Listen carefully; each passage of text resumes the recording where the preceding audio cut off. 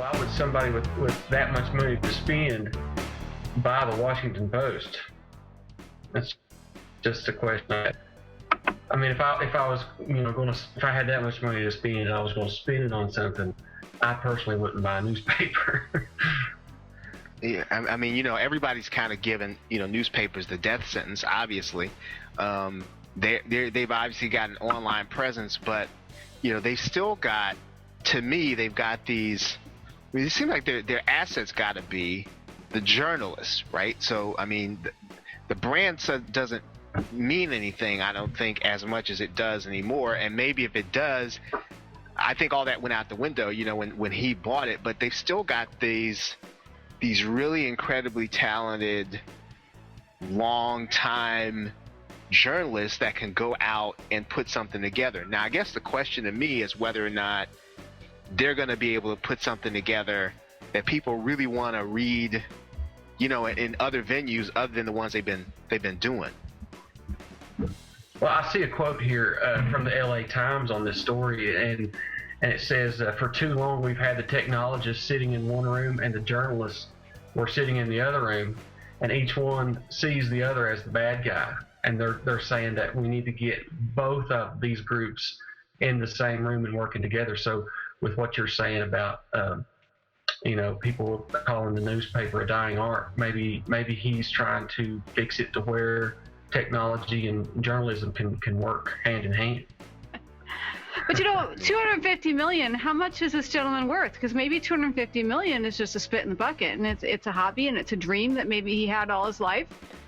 I think that if he was going to spend that much money, he probably has more to spare. Jeff Bezos' net worth is $25.2 billion. He's number 19. Oh, then $250 million, that's just... Yeah, it's not. It's just chump change.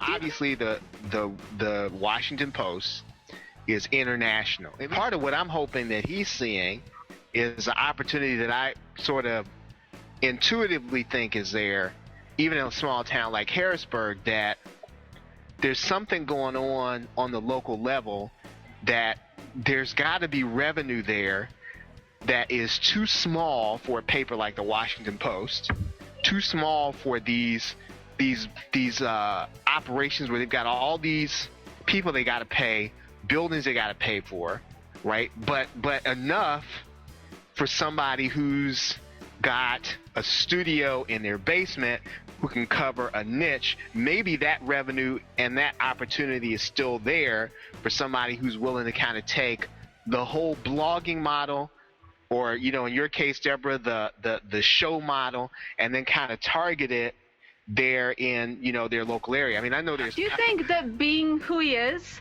do you think that will draw more advertisers and drama? Because they'll look at it and say, wow, look what he did with this bookstore. They're just going to hey, I want to be a part of this. Whatever it is, we don't know, but we want to be a part of it because of who he is.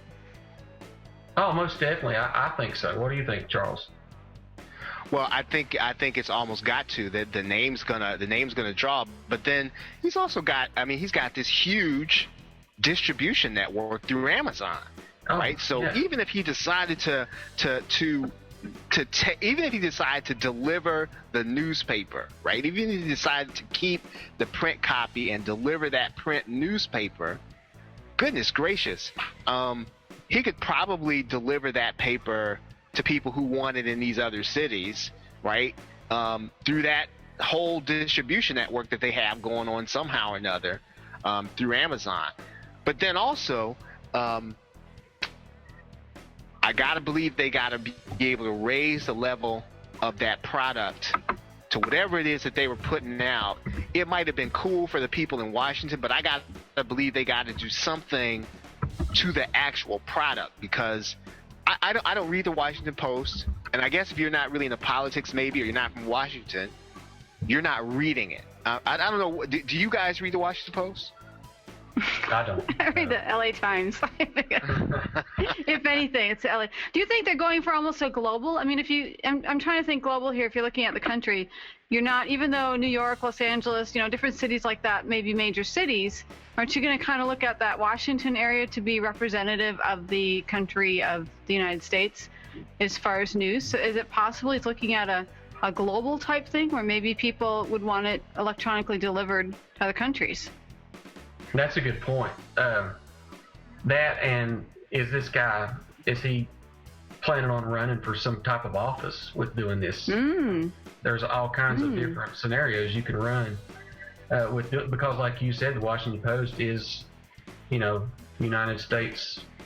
What do you call it? The referral or whatever you want to call it.